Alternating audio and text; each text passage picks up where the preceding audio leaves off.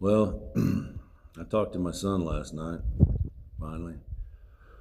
He called me from the prison phone, and we had about 15 minutes to talk about everything. Some of y'all might remember him from 10, 12 years ago on lockup. He's a good kid. He really is. Good heart. What happened was an awful thing. It was an awful thing. We can't take it back. Wish we could. For not just for my family, but for the families that was affected by what he did. But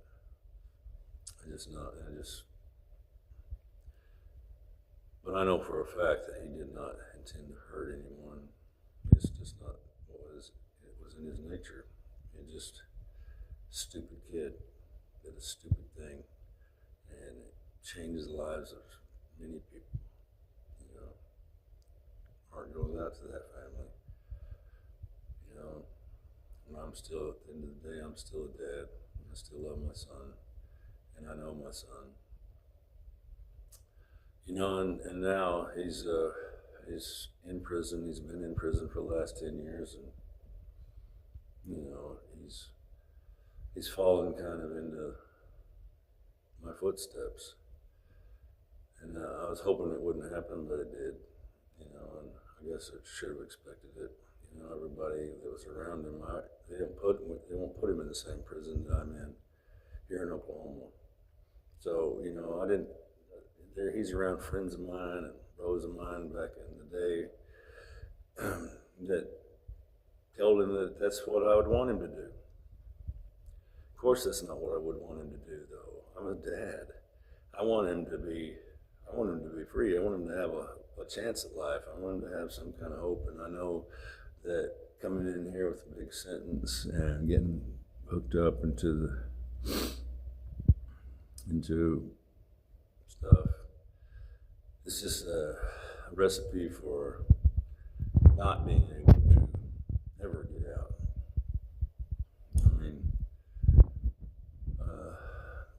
I tried to talk to him. He feels hopeless and is pretty desperate. He's in a shoe right now. He stays in the shoe, and I can relate. I've had my time when I did all that. But thank God that I never caught another indictment. If I had, I would die in here. But, I guess there was always a glimmer of hope, God's hand.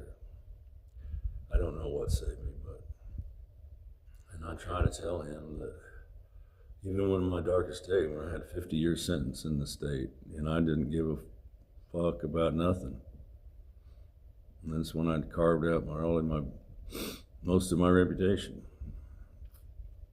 But at some point, I started looking at pictures of them and realized that they're the ones that really needed me the most. And they went from babies to teenagers in my photo album. And at that point, I started changing something inside of me, thinking that I needed to at least give myself a chance to try to get home to them. And, my son doesn't have that hope right now. He doesn't have any hope, and I don't know how to give it to him. All I can do is tell him from my own experience that time passes. I've done over 30 years in prison. And if you'd have told me that back at the beginning, that I'd do 30 years in prison over the course of my life, I would have probably had no hope then either. I didn't, I guess, back then.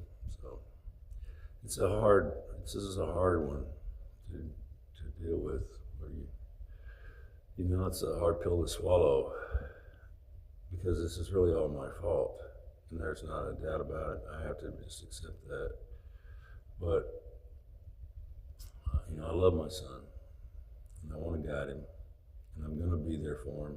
I'm going to do whatever I can. I just hope that I can reach him in some way. You know, I don't even know that, you know, I'm not even going to post this, but I need a conversation with myself to try to figure this out. And so I'm not going to have all the answers today. So this is going to be a work in